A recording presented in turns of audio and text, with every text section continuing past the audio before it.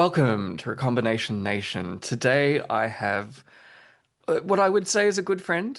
Steve has agreed to come on and talk about the amazing work that he's doing in Southern Australia, breeding a range of fairly unusual staple crops and doing it in a way that is compatible with a low input future.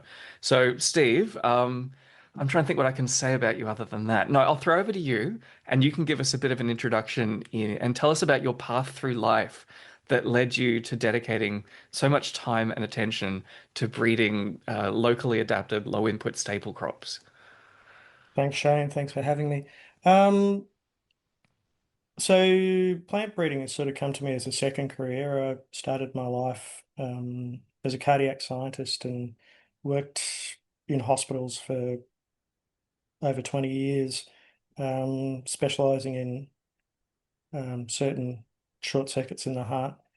Um, but, children came along as a slightly older parent, and I changed over and did some horticulture and did a master's thesis in plant breeding.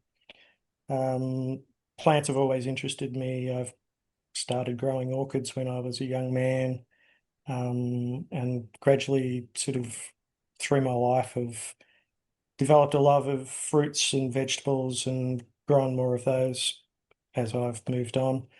In about 2020, we moved down to the Mornington Peninsula and onto 5 acres of land, um, and it's a few hundred meters above sea level, but with views of the bay. So it's um, a cool maritime climate, I suppose, would be the best way to explain it.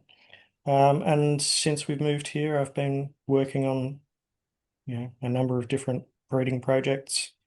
Yeah. And what are your primary goals? Like what are the things that you're kind of aiming towards in general in your breeding? Um, because we're a cool climate, you could probably more similarities with the Pacific Northwest in the States or northern Tasmania, perhaps in the maritime sections. Trying to get certain things to grow here is there's been one of my primary aims is some climate adaptation to cooler soils. Um, we have quite long growing season, but relatively low heat units. So that has been a major focus, and also like a low input um, rain fed, which I'm slowly making progress towards, um, rather than irrigated sort of series of crops. Is So that motivated by wanting something that's scalable? Like you can irrigate in small plots, but if you need to grow large amounts of a crop to serve as a calorie source, it no longer becomes practical to irrigate on those scales in most landscapes.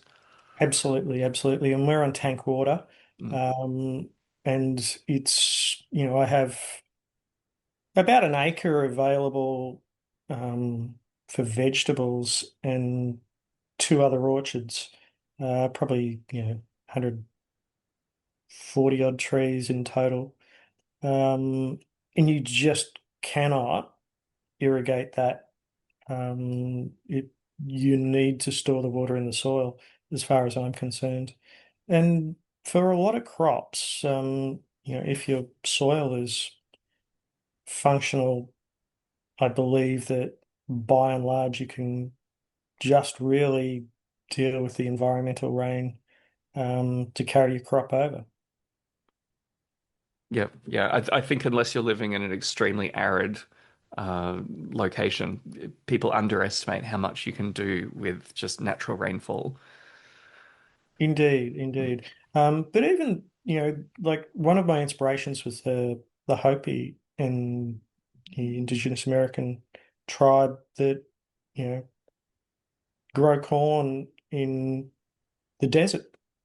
And they have tools, they plant their maize quite deep, and I'm sure we'll get to it later. That's been one of the traits that I've been trying to breed into one of my maize lines. Um, so the roots will hit deep enough to access that stored moisture. Mm. Well, I mean, let's move on and start talking about the particular crops that you're working with. Mm. And let's start in the maize family, but also you're doing some really interesting work with teosinte. So can you tell us a bit about what teosinte is like as a crop to grow, and maybe have you used it in the kitchen yet? I think it's more challenging than maize, but I believe you're also doing some hybridization between this ancient maize ancestor, teosinte, and modern corn.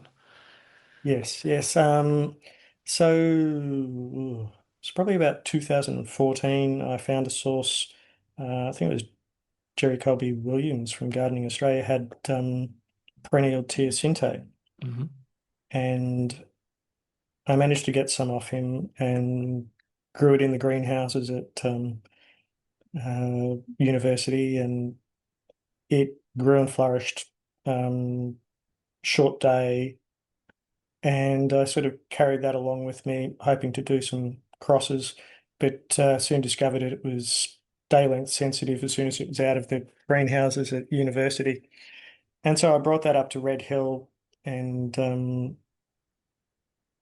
had a number of projects I wanted to do with it, particularly, yeah, it's outside up here, it will grow, but because it flowers quite late, it doesn't even think about tasseling up probably till May, Hmm. which means that it's sort of June, July when the seeds are mature.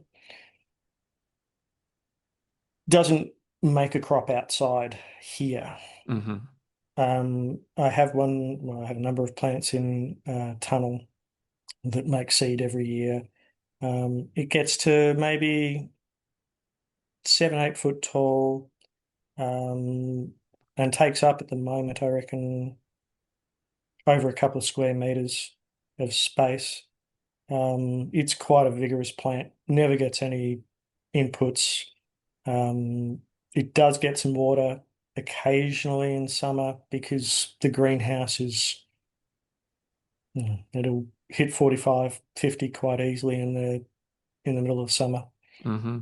Um, so yes, I've started working with that, and my initial aim with that was to try and breed a perennial maize, flower and flint, that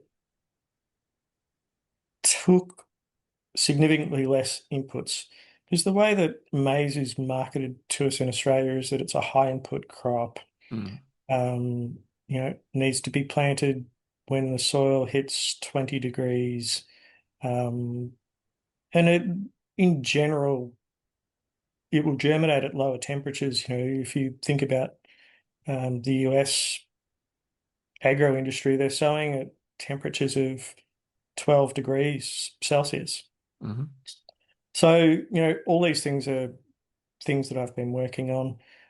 I crossed initially teosinte to a range of popcorns and some flower corns, particularly Painted Mountain because of its diversity, And and have gradually been growing those out.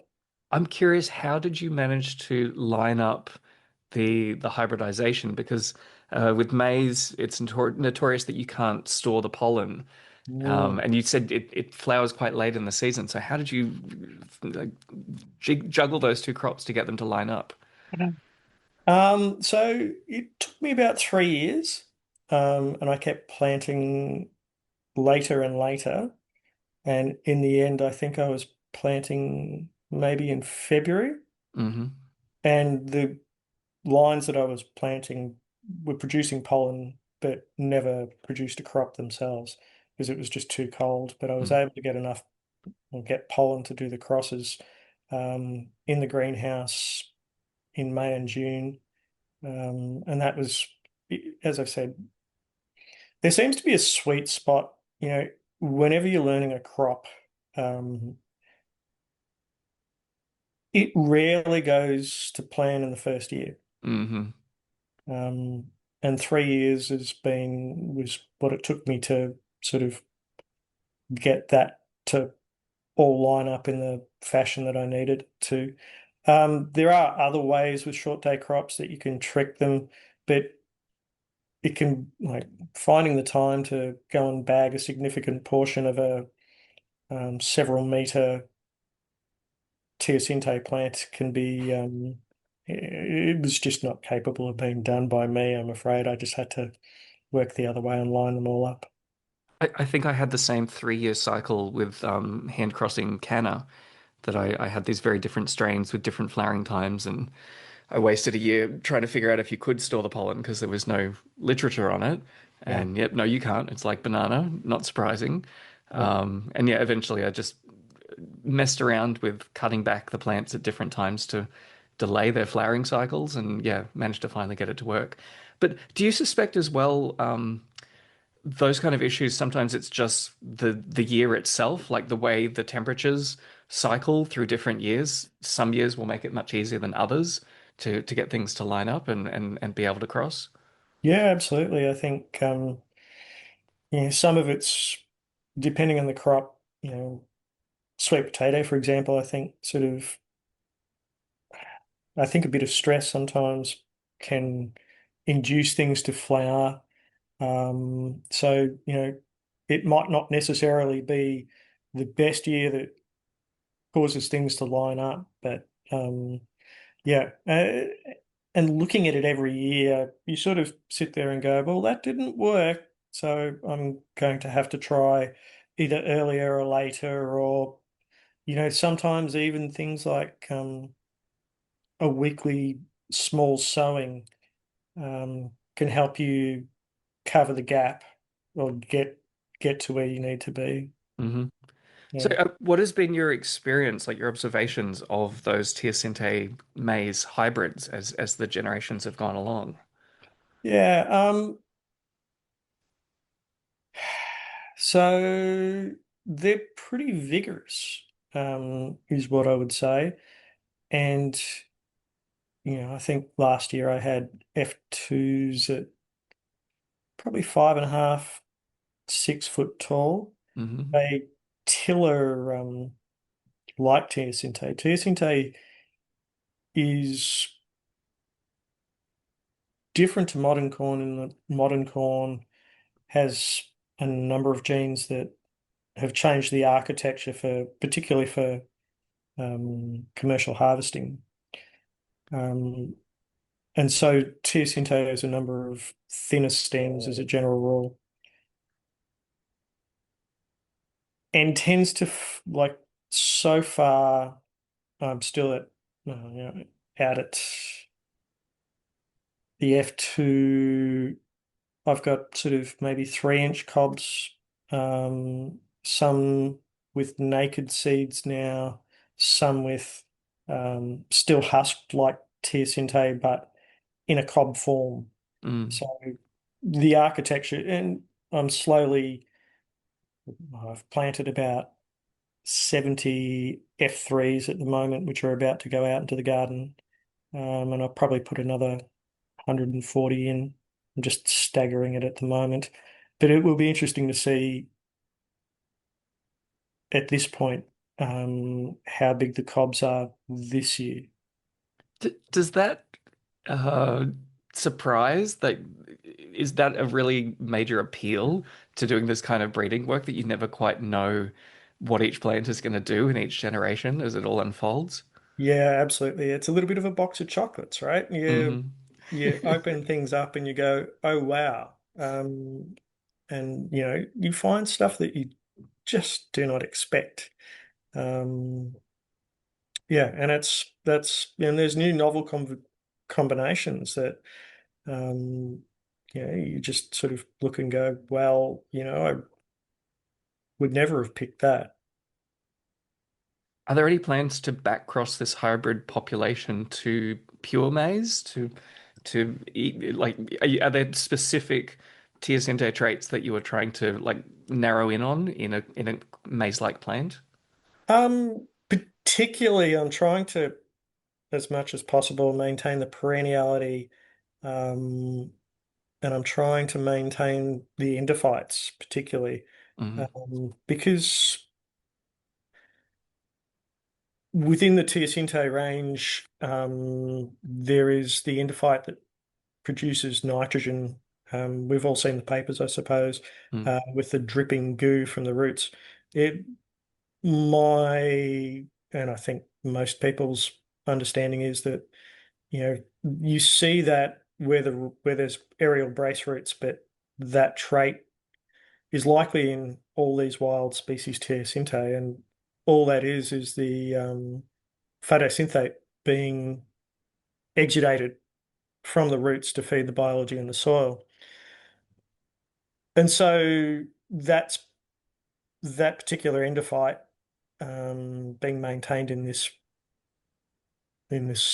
project is very important because it's the key to sort of unlocking the low input side of this crop. hmm Um, but also one of the other aims of the project eventually is when it's solidly perennial and producing um, a reasonable sized cob is to be able to graze it off at the end of the year, and possibly have again a small graze um, just before it starts to grow out in spring, so hmm that you can clear the foliage away from the plants. That seems to be a management strategy that I have to work on because it's not a lot of fun trying to excavate your plants out of 4 foot tall weeds. I wonder if there's potential compatibility of these kind of perennial grains with livestock to do that impact at the right time. Because yeah, I can see where you're coming from there. That perennial grains managing that congestion and the buildup and the intergrowth with weeds Yeah. is a fiddly issue. Yeah, it's definitely like I've heard graziers, run their cows over their corn patch after they've harvested. So it's evidently quite palatable to animals, but Mm. I'm just going to have to sort of experiment with the size of animal so as not to damage the crowns. And you know, there's a few things that I'll have to do a bit more thinking about there. I'll be your guinea pig if you need for geese at least. I'm building that up in my system to be my impact. I'm also really surprised to hear how enormous teosinte grows for you up here in the subtropics on my terrible soils. I think it got to the seed that I got for you got from maybe 2 or 3 feet tall before it flopped over and didn't really get any taller. So it's a really different response. So it perinated beautifully here. It has no sign of giving up. So it may well have put quite a bit of energy into the root system the first year. Ah, You, okay. you might be surprised. It might just sit there, and once it's built up a little bit of Like a uh, foundation. yeah, it Yeah. might just go this year. Interesting. Interesting. I'm looking forward to seeing what it does. And I'm also I would love to get your advice on how to manage hand pollination in teosinte and grasses, because looking at the family tree, I think it might be worth trying to cross it with Job's tears, Coex lacrame jobi, or whatever the name is, because Yep. I've got a few different strains of that on hand, and they seem to flower at around about the same time. So, do you have any advice on how I could approach that? Um, Crossing teosinte is not terribly difficult, especially if you watch it closely. It tends to silk before it tassels. Hmm. So if you're watching close enough, you could theoretically get in there with your Job's tears pollen before any of the teosinte has tasseled and released pollen. Yeah, yeah. Um, with the maize, I sort of wander along. I've done back crossing to the teosinte lines with Painted Mountain and Glass Gem for Flint genetics because I have a few more Flint lines to play with now. But they were the varieties that I chose to work with first. And I'd often go along with reasonable size container and just um, you know, probably by 9 or 10 in the morning, get out there and just put the tassels into sort of something like an ice cream tub and give it a good shake. Hmm. It's not highly technical, and I often, when I'm doing back crosses, will go to as many plants that I've got flowering and collect all the pollen, and then take a child's paintbrush and then go along and find the tassels that I want to do the crosses with. Hmm. Um, some Sometimes I will bag, sometimes I won't. It depends on how pure you want to be in your crossing. Mm. That's Yeah, I probably, guess with a wide cross like that, it's going to be a long shot. So avoiding self-pollination is going to be the trickiest thing. You have to kind of really force it to have no other choice. yeah, that's a good point. It might even be worth, you know, killing some of the teosinte pollen, Hmm. and then mixing it. But yeah, if you excluding other pollen first would probably be where you'd start. If Hmm. that fails, then move on. Yeah, yeah. Oh, I think I'll take another year to get to know both of those crops and observe their timing and their flowering structures and their habits. And yeah, I'll put that on the list to try soon. Hmm. Now, I wanted to take some time to talk about your work with sweet potato. And this is an interesting one because it's usually grown as clones that have been vegetatively propagated for so long that they've pretty much forgotten how to flower. Or if they do flower, they don't readily produce seed. So, what kind of work have you been doing with sweet potato? Yeah, sweet potato is a great crop. It's one of our favorites. Um, I initially sort of fell down the sweet potato hole, if you like. One of my lecturers at university, um, amazing guy, Chris Williams, has a very large sweet potato collection, and he's in Melbourne. Um, and so I saw all these sweet potatoes, and we were talking about things one day, and he said, "No, I've never seen a seed." And to this date, he's never seen a true, like a capsule of sweet potato seed. Wow. And so, like, I looked at him and I said, "Oh, do they flower?" Because this was still back in my master's days, and so I had a bit of a go at doing some crosses, and it didn't work for me. But I took some of his sweet potato slips, and a few years later, I'm in Red Hill, and I'm trying to grow sweet potatoes in Red Hill.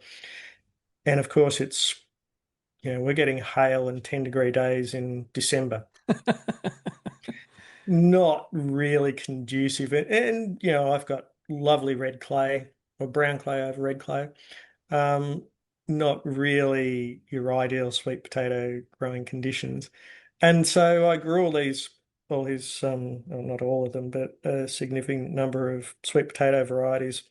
And I got a few flowers, and I tried doing some crosses, and that didn't work. And I went to harvest at the end of the year, and for all the effort, got next to no tubers. Um, and so I thought, oh, well, there's got to be a better way. And um, in the end, I think it was you that provided me with a bit of material, ornamental in nature, that flowered and wasn't pollen sterile. Hmm. So, it took a few years of growing all that together um, to finally start getting seed. And I've had about 3 years worth of good seed production now. And I've got, I think, about 50 plants in at the moment that are not, they're probably about a month away from going out into the garden. So 50 seedlings. Um, you know, I think the first year I planted seedlings, I only grew about 12, and two had good tubers on them that tuberized nicely in Red Hill, and one was a gold variety and one was a deep purple variety. It was, again, sort of the box of chocolates. You open them up at the end of the year and you go, wow. Hmm. But yes, most of my sweet potatoes, I've done a few hand crosses now that I know what is not pollen sterile. But in by and large, we have a hive on the property, and um, the bees do a power of work. And for the number of bee visits, I would have to say the number of fertilized seeds is still pretty low, Hmm. pretty low.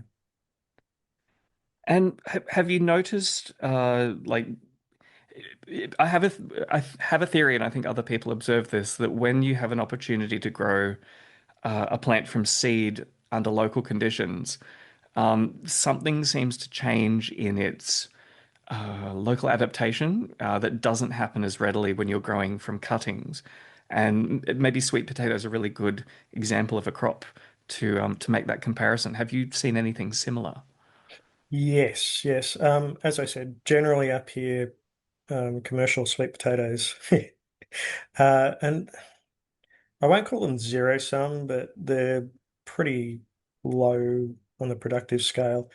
But the seedlings definitely appear to be happier in the cooler weather, or at least a portion of them. I won't say they're all happy, but a portion of them are more becoming more locally adapted, and I suspect they're starting to interact with the local biology in the soil in a different way as well. Mm.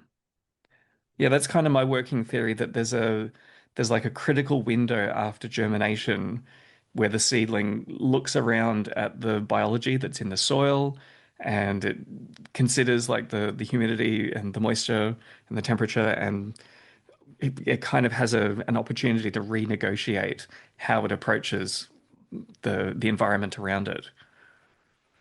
Absolutely, absolutely. They talk about, sort of particularly the first few weeks after germination is when um, the plant initially negotiates its biological sort of partners. Um, you know, some people will say, like the Korean natural farming people say, don't fertilize in the first couple of weeks. Hmm. Just let the plant use its energy reserves from the endosperm um, to negotiate that biological partnership. Hmm. So what are your aims with the sweet potato? Like, how much further do you think you have to go to get where you want to go with it? Um, would it be nice to, like, as I said, I've got a couple of lines that I'm happy with, but really, uh, it would be nice to have a number of lines that are fertile and locally adapted. One of the lines that I have at the moment, although it's locally adapted and very nice to eat, it's doesn't flower. So Ah. yeah. So does that suggest a trade-off? Like some individual plants shut down their fertility and they have more resources left over to produce tubers? So my understanding is that it's sort of a domestication syndrome of vegetatively propagated plants, so that the more you clonally reproduce something, because flowering is generally not considered important to, say, a farmer that um, reproduces a vegetative crop. If you get a mutation that causes it either to be pollen sterile or not to flower, that's not selected against. Hmm. And, if you're only selecting for the biggest, nicest, most productive plants, um, these mutations can sneak in. So my suspicion is in that one is that that mutation, is still active. And, Hmm. I'll be Does selecting against that, Yeah. but Well, does that suggest that it would be useful in the long run to maintain fertile but unproductive genetics in the sweet potato population locally. Like you always have a few plants around that you don't expect to get tubers of, but you know that they flower and seed predictably. Like Uh, it's a symbiosis between the less productive, sorry, the more productive asexual, infertile strains and the more weedy, seedy, fertile ones that maybe don't produce as much that's worth eating in the short term. yeah, absolutely. And I've been doing that dance for a number of years, the houseplant sweet potatoes, where you bring them inside over winter and sit them in a nice windowsill. Um, I think I've got to the point now with the thin-rooted ornamental type sweet potatoes that I found that if you have coir that's completely squeezed out of water and placed in a plastic bag, you can pretty much put those thin roots in those bags and just leave the bags open and put them in a cool place. And they generally don't rot. Hmm. And so by the time spring comes around, they'll often be at the point of starting to push small shoots. That's a useful um, method for maintaining all sorts of small tubers. Works really well with ochre. I've sort of been delving, with Dioscorea. I've got the pink Alata clone, and I won't say that it grows particularly well for me, but I want it to. And so I've been putting the thin roots just in the coir over winter, and it's been overwintering, just in a bag in a corner of the house, and they're all out there shooting again. So that if anybody's looking for a method to sort of maintain borderline tubers, I would say that's a good method. Obviously, don't put things that are rotting in there in the first place, but Hmm. if the tubers are good, even if they're thin and small, you should be able to maintain them. Hmm. Now, there's a duo of other crops that you mentioned that I really want to talk about, and these are two of the more obscure Andean tuber crops. We've got Arracacha, which is in the carrot and parsnip family, I believe, Yes. and Mashua, which is even weirder in the 4 o'clock family. Like there are no other edibles that I'm aware of that anyone's domesticated from that family. But No, yeah, nasturtium's considered like Trypolium majus is considered edible. Quite peppery as a salad, but mm. yeah, it's those two are yeah. I seem to have Oh, my I'm missing. I always mix up Mauka and Mashua. yeah That makes sense. Why do I have those two? The names are too similar. So Mashua is in the Tropalium family. So yeah yeah, people probably know yeah nasturtiums from the garden. yeah. Okay. Mauka is an interesting one. I grow it, but I haven't found particularly very much genetic diversity, even though it does reproduce from seed. Yeah. Um, it's self-pollinated. I haven't put much work into that, but I might have a bit of a look again. But Arracacha is just such a lovely vegetable. It's sort of a cross taste-wise between carrot and parsnip. Hmm. Um, and we seem to have the climate here, like we're a surrogate Andean climate, really. Mm. It doesn't get too hot. It, we get the odd little frost here and there, but it's sort of that 3 degrees Celsius, sort of 4 degrees Celsius sort of frost, so it hardly harms anything really. And Arracacha, I've just been looking around, and I've had a purple rooted version for a number of years, and it's just got bigger and bigger and flowers every year. Um, and I've been collecting the seed, and I've up to just been what's the word unimpressed. Mm. Uh, but this year I sowed the seed that I was produced last year, and I've come up with the first seedling. So considering it's a polyploid, there should be some variation in it. So it's a start. Mm-hmm. Uh, but I also now have two other different varieties of Arracacha that I got from different vendors in Australia, Mm-hmm. um, with a hope of doing some proper crosses next year. Do you have any plans on how to manage the pollination? Assuming you get two clones flowering at the same time, would you rely on bees or would you try and do it by hand? Because they're probably some of the fiddliest Yeah, they're tiny. floral arrangements. You've got millions of tiny little flowers all ripening successively. I so yeah, you get flies and wasps, and I don't think I've seen bees on it, to be honest. Interesting. Um,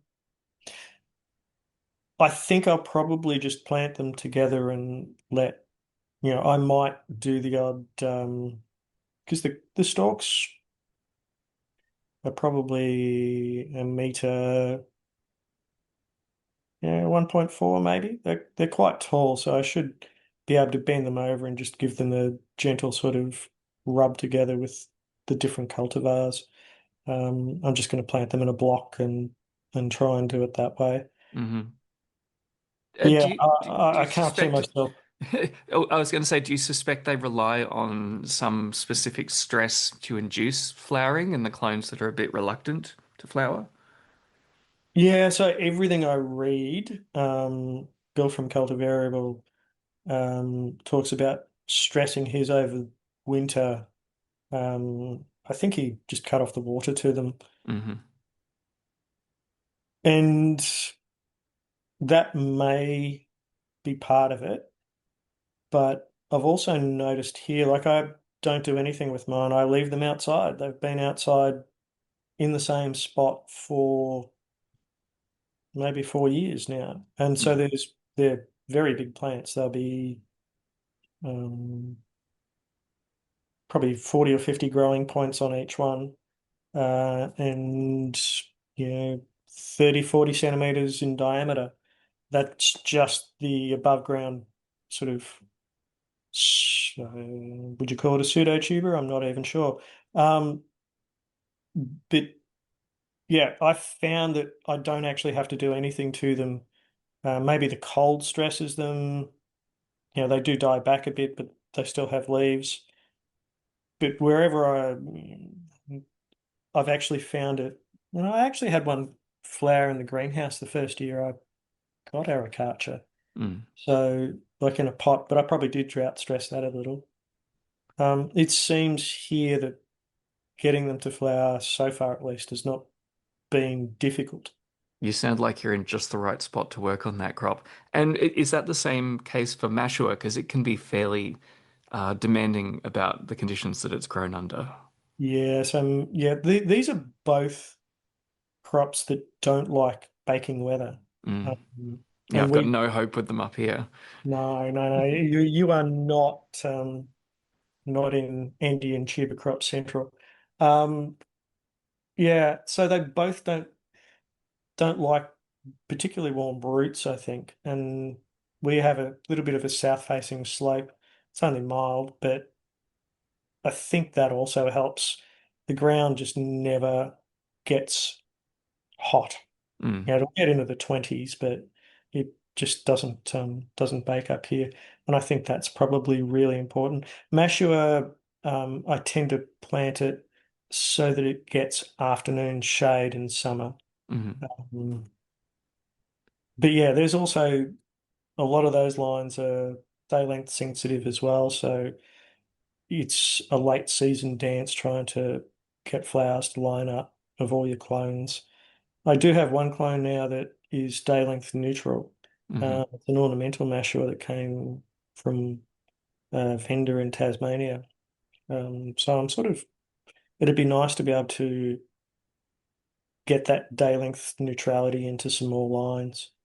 And how are you hoping to start producing seed? Are the flowers more amenable to manual pollination? Yes,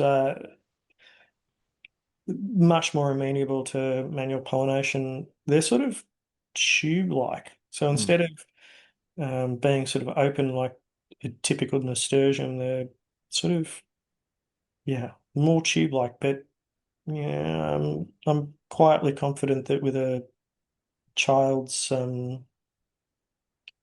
paintbrush, I should be able to get in there and do the job. Have you considered crossing with other species in the genus?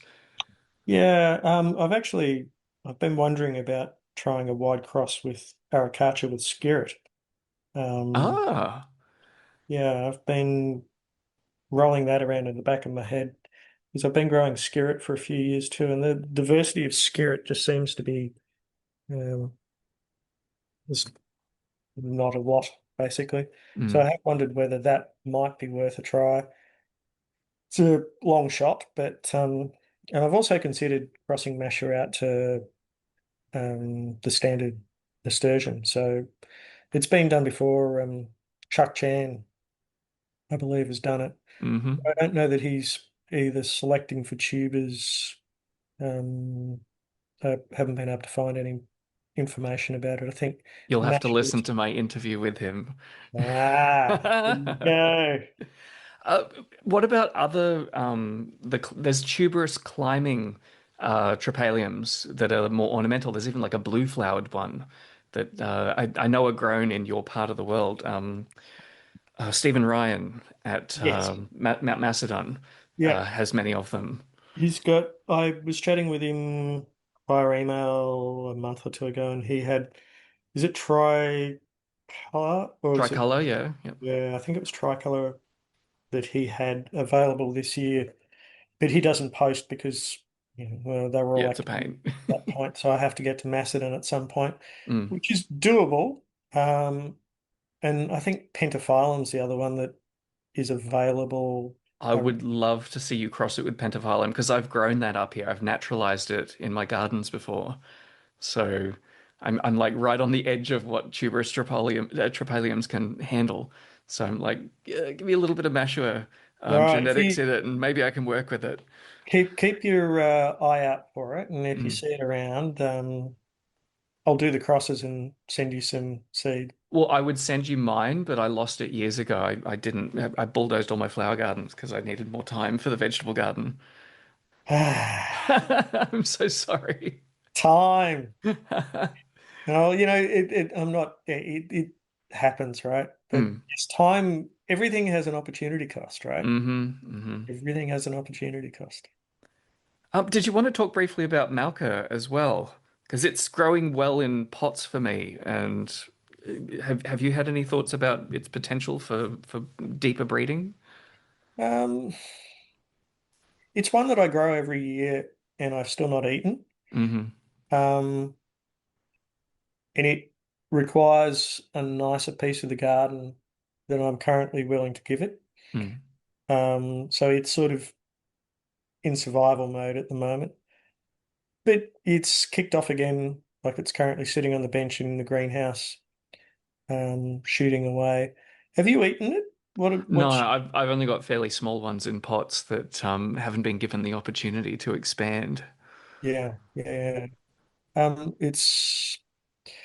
It's one that I think I will have a look at, but it's there's a few more projects in front of it first. Do ornamental 4 o'clocks grow well down in your area? Because they grow like weeds up here. So maybe that's my responsibility to try and cross 4 o'clocks with Malka. Yeah, I haven't seen. Well, they definitely don't. They're not naturalized around this neck of the woods.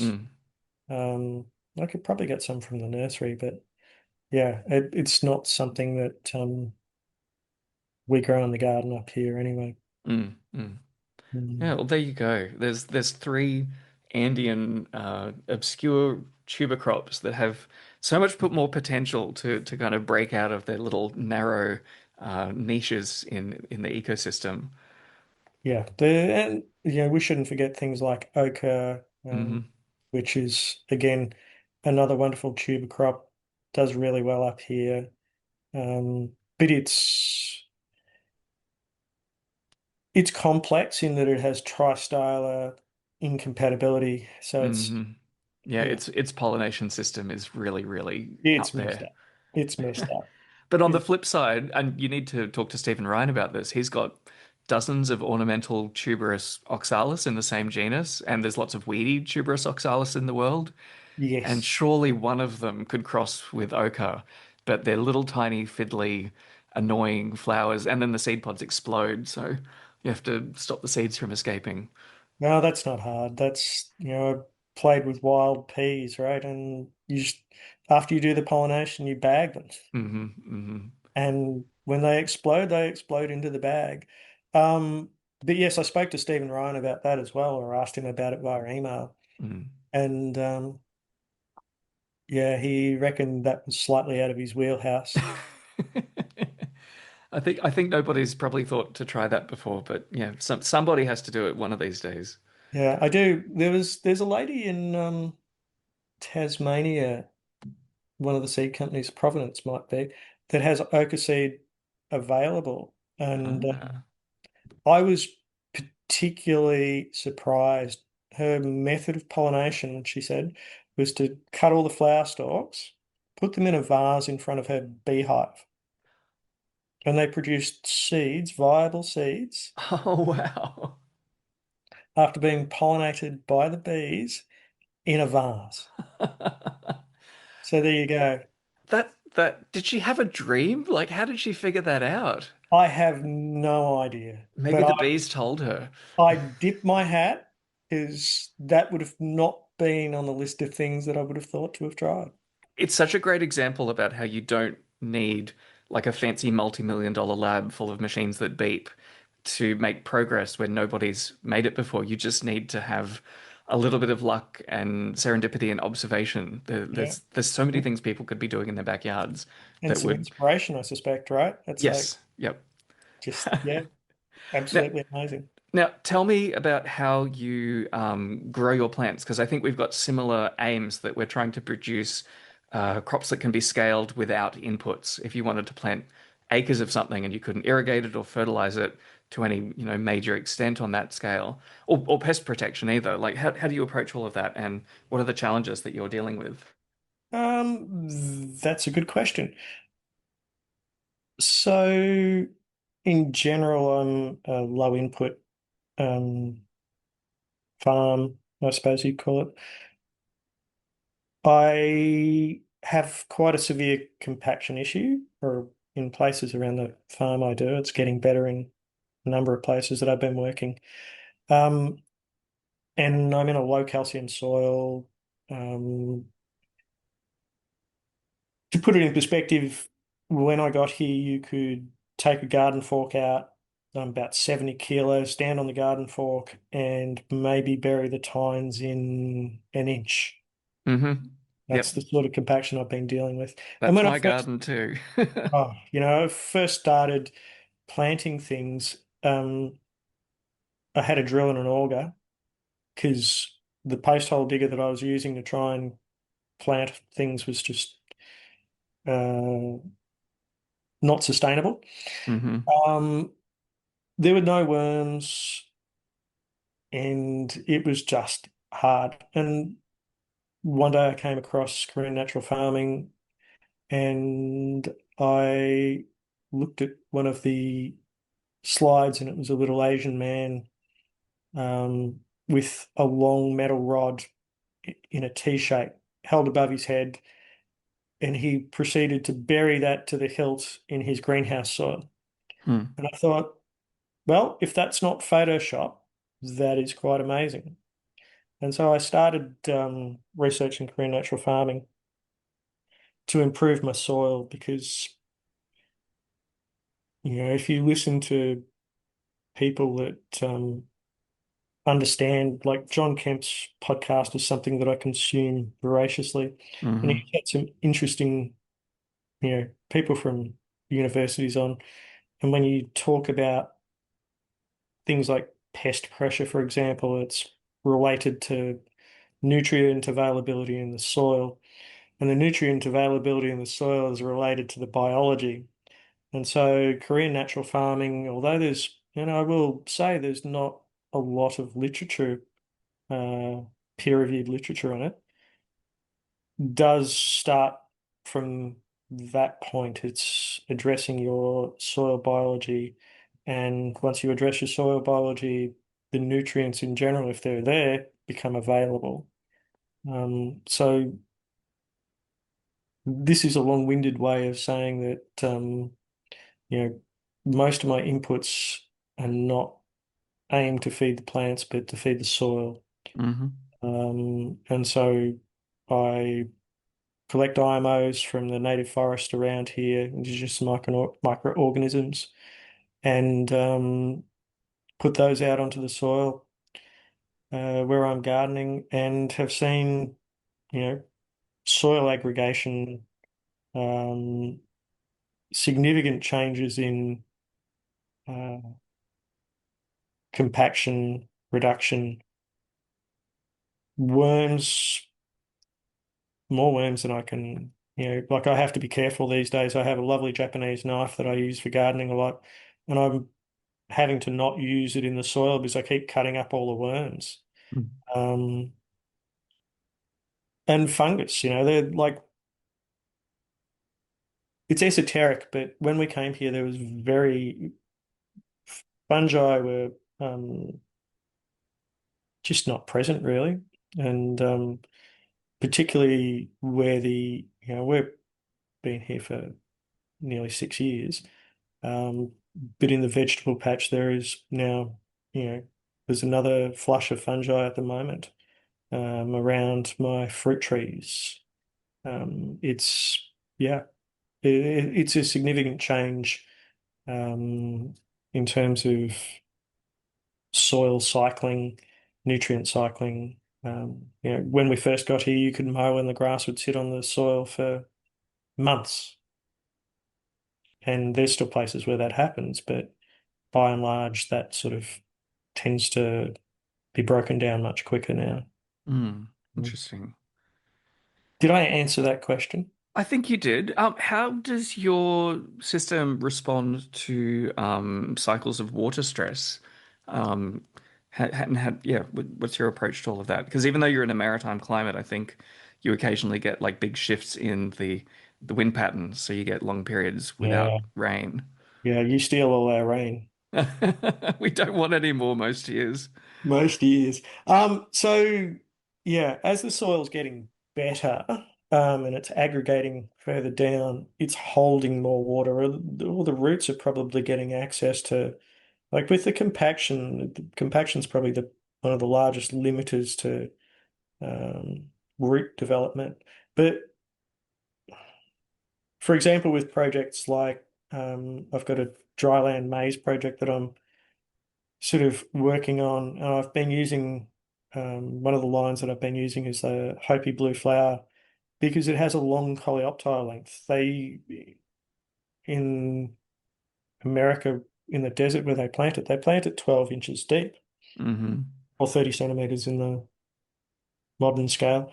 Um, and so if you start I don't do that in clay. I probably go down 15, 20 centimeters. But if you're 20 centimeters under the topsoil and you can penetrate your roots down, you've you've got a much better chance at having access to soil moisture. The other connection is, by having, your mycorrhizal fungi functioning in the soil, your effective um, root length is, I think it was 4,000 times that of a plant without a mycorrhizal functioning system. Mm. And so just by having that biology lined up gives you a lot more resilience to drought stress. Now, we had 8 weeks where we had nothing here to speak of, and the most aggregated sections of the garden held up the best. Um, the maize project in general held up pretty well, though it did get a little bit of drip water this year. But it's just not sustainable. I need to get the project through. And so these are the decisions that become difficult as a plant breeder. I let 1 year go, and it happened 2 years ago. I was planning to have, I did have quite a large plant out, and then it just stopped raining for, I think that was 12 weeks. And I let that project go that year. I just let it all die.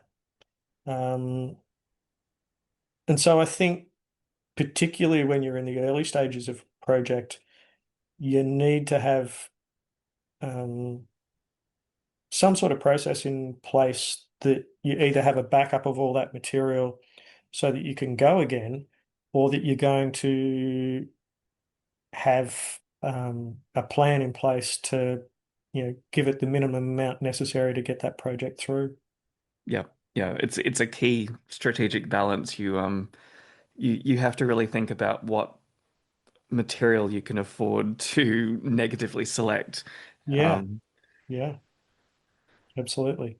And so, with one of those maize projects, I did put down one big spiral of dripper, and it may only have I probably only put a couple, 1.5, 2 liters per plant in over that 8 weeks, but that was enough to get it well past and make more yield than I really need.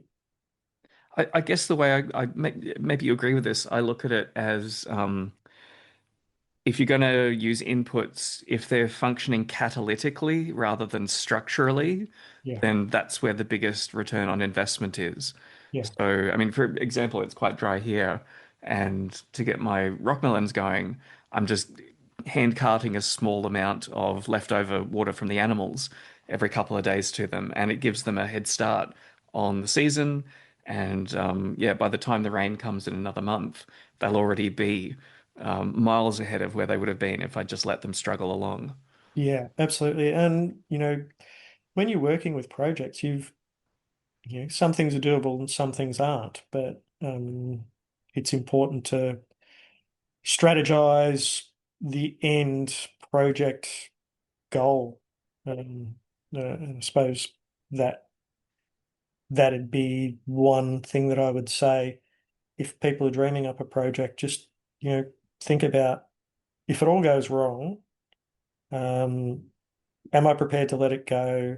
If I'm not prepared to let it go, do yourself a favor and just um, work out how you're going to deal with it beforehand. It's much easier to put down a dripper tube at the start of a project Hmm. and not use it than hand water or attempt to hand water several hundred plants in the middle of a project in the baking heat. Yeah, yeah. Oh, so you are also on calcium deficient soils. Mm. How do you deal with that issue? And do you suspect that it influences the nutritional value of the crops that you grow in terms of calcium, or do you think it's more complicated than that? All right. So that's an interesting question, and I think for me, I have capitulated a little bit and put a bit of rock dust around. We've got a local quarry that does a bit of decomposed gravel, so I've thrown the odd spadeful around. Definitely, I think does affect fruit quality. There are examples of things like my lemons get the odd um, spot on them that I'm pretty convinced is just related to it being a little bit low in calcium. As a general rule, I'm prepared to ride it out with a lot of things because I suspect as my soil improves and aggregates and the biology gets deeper, there'll be reserves of um, nutrition that aren't immediately available at this point, Mm, if that makes sense. Like the soil profile is, it's a big space, and if you can get your roots down a reasonable way with the biology, then you should be able to access a lot of things. There are going to be exceptions, though. There is no doubt there are soils that these things just are not there. They're not there in rock form. And about then you have to consider, what approach you want to take. Um, one of the Do you think support plants play a role? Like there's some plants that are better at tapping into a balanced nutritional profile from whatever the soil has on offer, but then they can be the source of nutrients for crops. Yeah, absolutely. Like even the humble dandelion um, is a calcium accumulator, and it's been interesting up here. We had a couple of dandelions last year. We've mostly got Hypercaris, which is a false dandelion, Hmm. but no dandelions. After about, pretty much this year, they're starting to appear all over the property. And I suspect that's secondary to herbicide. But all these weeds everything we consider a weed has a functional job. Um, and as you say, whether you plant plants specifically to find and scavenge these nutrients, because there are absolutely examples of things that will accumulate phosphorus and manganese, calcium, and then just by returning those to the soil, either as a ferment, um, or just letting them go through their cycles and mowing them back in, uh, that will gradually change um, your soil nutritional profile, I suppose is the best way to put it. Mm. I use a little bit of sea salt as well. And forever I had the conniption of salinity that we all have in Australia. But I was actually looking at my soil test and I was low sodium, which I sort of found interesting. Hmm. But I don't use a lot of it, and it's more about the rest of the micronutrients that perhaps some soil microbiology need. If you think about things like cobalt, for example, and um, there's a number of small, and very trace minerals that are very important to specific plants in terms of enzymes. I think is it cobalt for nitrogen fixing? Molybdenum, I Molybdenum. believe, is one of Yeah, them. Yeah. cobalt's for something else, but B12, which a lot of microbes use for their metabolism, I believe is cobalt. yeah, yeah. Mm, Thank you. mm. But so I've sort of taken to using just a little bit, particularly on my fruit trees, because yes, when we talk about taste and nutrition, they're heavily intertwined with secondary metabolites from biology. Mm. So, pretty sure the jury's out on that at the moment. Or Well, sorry, the jury's in, but well, it links to the next question I wanted to ask you. What do you think the link is between the generosity of crop cultivation and its value for human health? And because we know that industrial crops are kind of, pumped up to these gargantuan proportions with synthetic fertilizers that make them relatively nutrient devoid. But does that happen with like even organic inputs like the KNF increases the bulk and the yield of the crops? But is there a trade-off that's that's tied into the deep biology that if you want the more complex nutritional profile, the plants need to experience some degree of hardship or struggle? I'm just curious, like, what's your perspective on that? um, yeah. So my perspective would be that in general, I think if everybody took a step back and thought about their supermarket fruit and vegetables, and the last time that they had very many of them that tasted, like a peach that tasted like a peach, or a tomato that tasted like a tomato, the answer would be, yeah, not so much. And organics, I think organics is complex because there's been like it's become mainstream. Mm, And so whenever something becomes as mainstream as that, there it's about people, taking a capitalistic approach to it. And um, I suspect it's been in some ways watered down. Everybody's trying to sell a crop, I suppose. mm. And perhaps that the nutritional and the taste is better in your organic than it is in your conventional. But if it depends on the sort of organic. With the KNF, the primary goal is to feed the soil. It's not to feed the plant. It's to feed the soil and let the soil feed the plant. And in general, I would say that you know, you get some really nice tasting food from your low input vegetables, right? Mm. I think there are many ways that you can do it. It doesn't have to be Korean natural farming, um, but it has to be done with the idea of feeding the soil and not the plant because the secondary metabolites, the taste, come from the microbiology as a general rule. Mm. And if you try and bypass that, whether it's organic, conventional does it straight from the word go, you're not going to end up with nutritionally dense produce. Can it go too far? Like if a crop becomes overly stressed, even but it still produces something.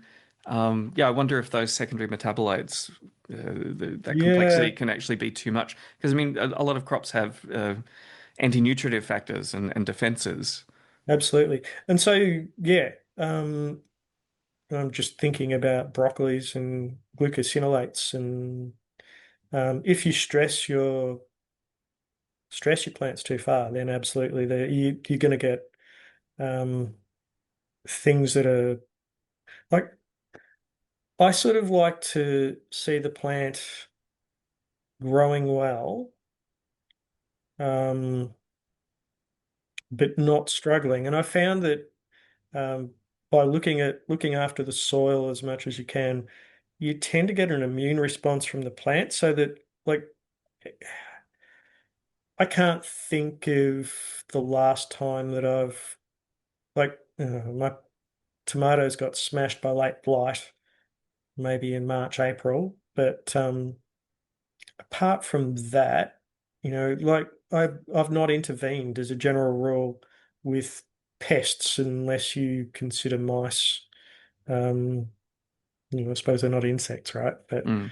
I'll intervene when mice get into things. But by looking after the soil and watching your plants, I was actually up in my top orchard today, and I've probably put just a little bit too much fish amino acid in my foliar sprays, nutritive sprays up there, and I've got a little bit of aphis and mites on one of my, it's two actually, two of my plum trees. Hmm. And so instead of going after those with a big stick, what I'll do is probably just cut back on the fish amino acid, probably cut back on the fermented plant juice, and give them a little bit more calcium, Mm. them harden up a little bit. I guess the way I see it is generally if a crop needs intervention to prevent insects or microbes from eating it, it probably isn't worth eating as a human. Yeah, And likewise, if it can't grow vigorously enough to outcompete the weeds with a relatively modest amount of weeding, then it probably isn't worth eating either. yeah, yeah, absolutely. And that's the classic, insects are nature's garbage disposals, right? Hmm. If plants are getting smashed by insects, it's telling you something about the quality. That's the theory that John Kempf was really pushing, that excessive nitrogen causes a buildup of amino acids in the plant sap, and then the insects use that as rocket fuel for growth and reproduction. Yeah, yeah, yeah. And I'm pretty sure it was one of his podcasts that the entomologist was saying. that the plants need a certain compound to reduce those sugars to a non-insect um, consumable or digestible form. Hmm. He talks about using a foliar, and I can't remember which one it is off the top of my head. Mm. And he's seen sap-sucking insects go from being there to not being there in 24 hours because they Yep. can no longer just digest the sugars. I actually saw an example of this in our local ecosystem years ago. We had a really dry spring with lots of persistent low thunderstorms. So Mm. just very little rain, but yeah, just thunder and lightning all around on top of us for months and a couple of months. And then when the moisture actually came and broke the drought, we had enormous plagues of butterflies. Like all of these plants that normally hosted like just a small population of various caterpillars and butterfly species just were being defoliated left, right, and center. Things that I'd never seen hit that hard before. And then there were just clouds like of butterflies flying everywhere a few weeks later. And yeah, I've never seen anything like it. But when I learnt that theory from John Kemp about the nitrogen, it's like, oh, it was coming from the thunderstorms building up in that dry soil until there was finally that huge explosion of uh, nitrogen fueled growth that the plants couldn't contain. And yeah, when you look at it from an ecological perspective, the insects seem to be almost helping the plants as like a pressure release valve of shifting those nutrients that they can't otherwise use. Interesting, interesting Mm. point. Mm. Now we should probably move on to talking about networks. So I'm curious about what your experience has been interacting with like the broader horticulture and plant breeding community. You might have some insights on the academic side of it as well too, seeing you did a degree in it. Yeah, yeah, yeah. So it's interesting working. Like I actually tutored plant breeding after I graduated for a while as well, and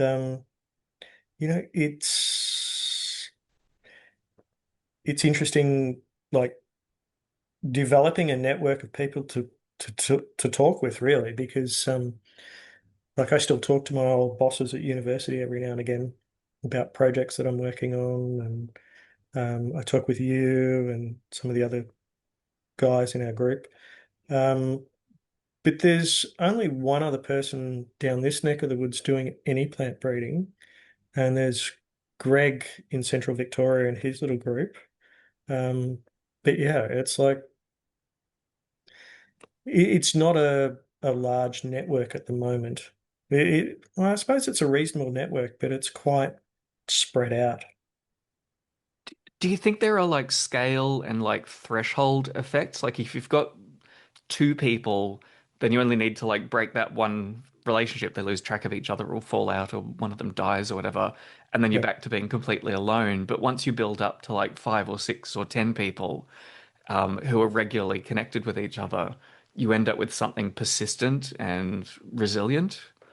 Yeah, and I think resilience is important in this sort of space too, because having somebody else to bounce ideas off before um, you know, either commit or when you're having problems is um, very, very helpful. Mm, Uh, and like the if you were working by yourself and just by yourself, like we all have access to the internet and you can track down papers, but there is nothing like talking with somebody else that has either been down that road or a similar path to give you some guidance when you need it. mm. How does independent plant breeding compare to like academic or institutional efforts? Do your old bosses kind of are they a little bit envious that you get to just do whatever you like? That's in well, one of them is a research breeder um, with an academic appointment. So he is heavily connected with industry in his field. And so the sorts of things they work on commercial priorities. And so I don't suppose I've ever given it any consideration. But I suspect, yes, I suspect maybe like he would like to have a free hand a little bit more. But I suppose he still gets a little bit of that through his students. He gets to direct projects that sort of interest him. Yeah. My other boss um, is more academic than practical. Did the timelines for academic research limit what is possible? Like particularly like an honors project is 1 year, Yeah. and you can do pretty much well. You can do a bit in a year, but and maybe if you've got a crop that you can go through generation cycles in a controlled greenhouse, you can Yep. make a bit of progress. But I'm guessing PhD level projects are the kind of sweet spot that you can take on something a bit ambitious and have time to have a decent shot of making progress. Yeah, I think that's right. Like my master's thesis was 12 months, um, and I was breeding red potted peas. Hmm. And I had the crosses done before I started the project. Mm, mm, So the plants, I think I actually planted the first seeds before I'd even officially started the project. mm, But got mm. through three generations in 12 months. But that's probably an exception to the rule, right? Normally you're sitting there, um, yeah, and it takes, if you're not, yeah, a year's project is very difficult unless you're well into it before you start, I would have said. Mm, Yes. mm. Um, uh, I never went on and did a PhD. The master's thesis was enough stress for me. Can relate. Yeah, yeah. It's like there's nothing rodents, I tell you. Rodents and peas, not good combinations. Um, so let's talk a bit more about scale in social networks because you've been, well, probably all been on Facebook over the years, and I think it's grown. Maybe you disagree, but I think it's grown ever more like monstrous and it's had feature bloat and ever more scams and bots on it by the minute. How do you contrast that with the Discord group that I set up? And there's just a dozen maximum people who I think are interesting doing plant breeding like you that I like to keep in touch with. What are your thoughts? Like what has that experience told you about scale and social networks? Yeah, it's an interesting point. Yeah, I'd have to agree that Facebook has got a bit bloated, and yeah, I just don't spend very much time on Facebook anymore. But the Discord group, I think you actually said this, the signal to noise ratio is much higher in the Discord group. You Mm, you get so much more valuable information and things that you're actually interested in reading um, than you do on Facebook. But yeah, I sort of understand Facebook. Some people, that's their platform, and if you want that information, you have to go there. But yeah, as a general rule, with, as you say, the bots and just some of the information that comes up is just, it's very high noise. I think all I use Facebook now for occasionally is casting a wide net. Like if you're looking for a particular unusual term like Mashua, it might be worth doing a search on there like once every 6 to 12 months if you're really interested in it. You might occasionally find something that's a useful lead. Yep. But yeah, in terms of just browsing it, it's pretty much unusable. Yeah, I would agree. I would agree. Hmm. Do you think you would ever? Well, here's the thing. You're in a part of Victoria where you maybe know one other person who's into this kind of project. Mhm. Would you ever attempt to convert more people from just backyard vegetable growers into crop breeders? And do you have any thoughts about like what that journey could look like? And maybe your academic experience gives you a unique perspective on that, since you kind of understand that formalized culture of plant breeding. It's an interesting point. Like, there's a few people that grow vegetables around here, a few people that I know, but a lot of the people that I know, I suppose, are in that school-aged group, right? They're school parents. Hmm. Um, and they just don't like if they grow vegetables, they don't have necessarily the bandwidth for Mm. much more. Hmm. But I do every now and again, I'll hand off, little bits of projects here and there, and say, listen, just grow this out, see if you like to eat it.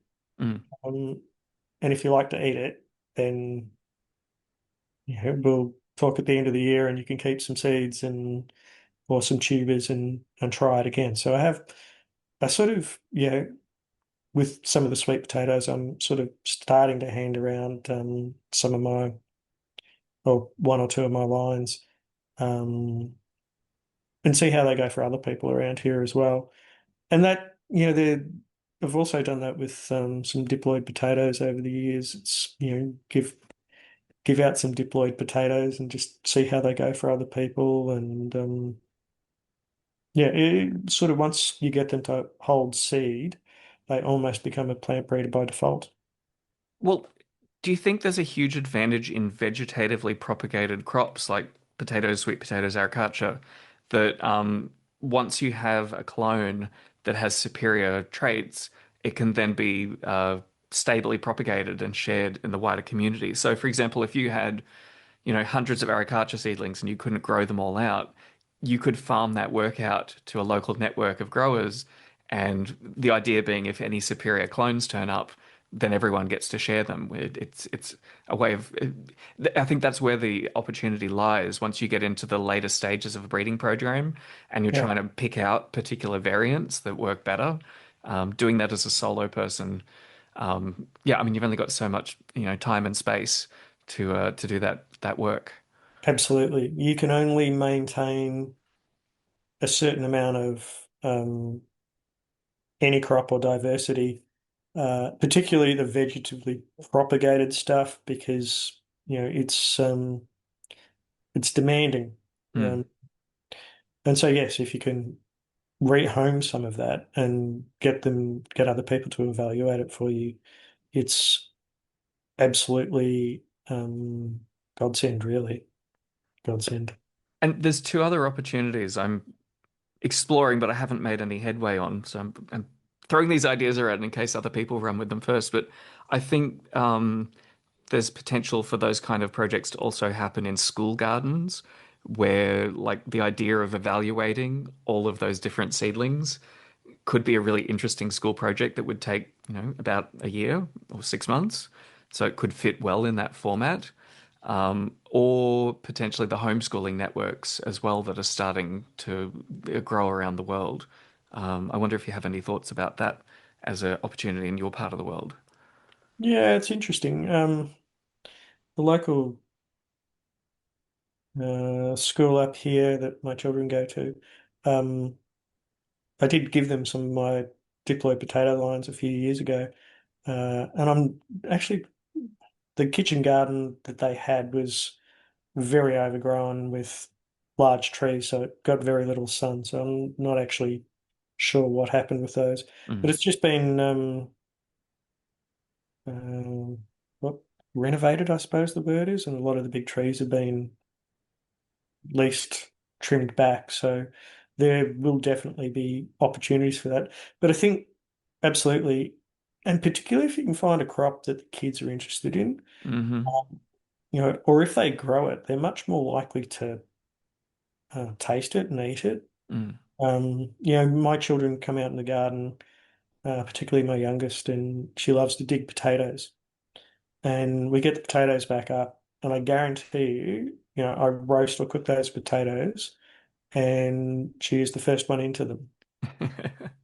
There's something about a child when they, grow and harvest something.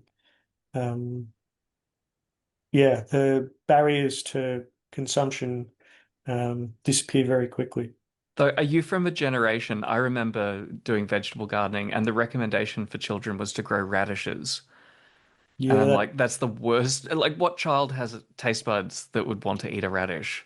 No, no, that doesn't make much sense at all to me. Other than that, they're fast to like produce a finished Well, I suppose product. that's, yeah, 6 weeks or 4 weeks or whatever it is. But Mm. Yeah, someone didn't think no, that through. tomatoes, like, yeah, if you get a kid planting a tomato, it's,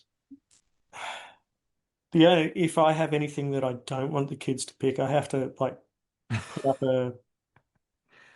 you Put a know, marker on it. a marker on it so that they don't go and pick all the tomatoes. Or if you do crosses, you just have to bag them so that It's obvious, yeah. it's obvious that they're not for eating. Yeah.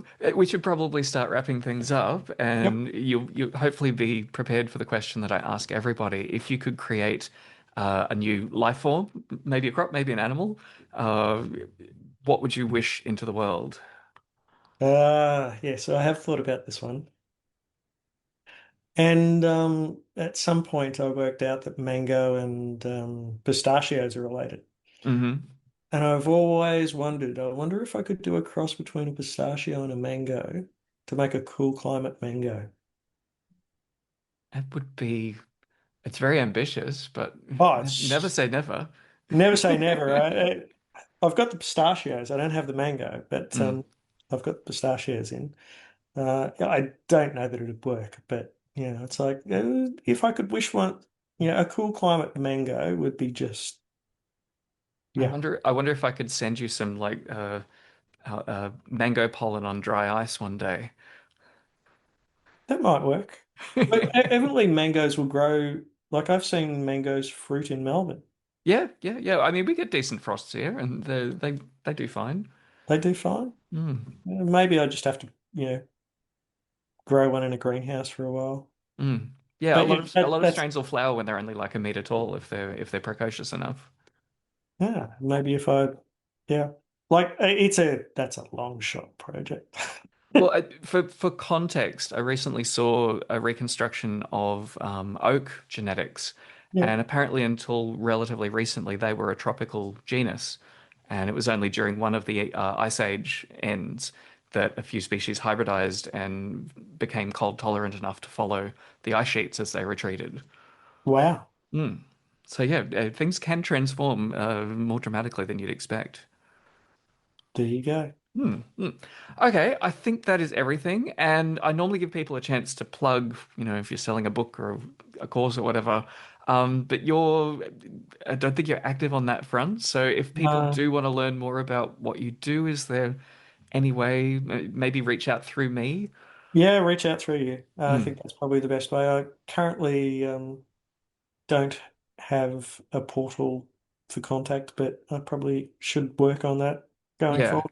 I'm guessing if there's anyone in that part of the world who either is breeding crops or wants to get involved in it, then you might have a neighbor like right up the road who you haven't crossed paths with yet.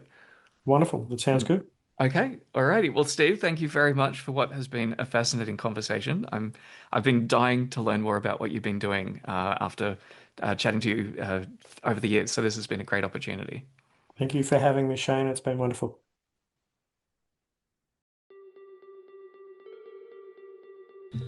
If you'd like to read more of my work, sign up for a free subscription to Recombination Nation at Substack.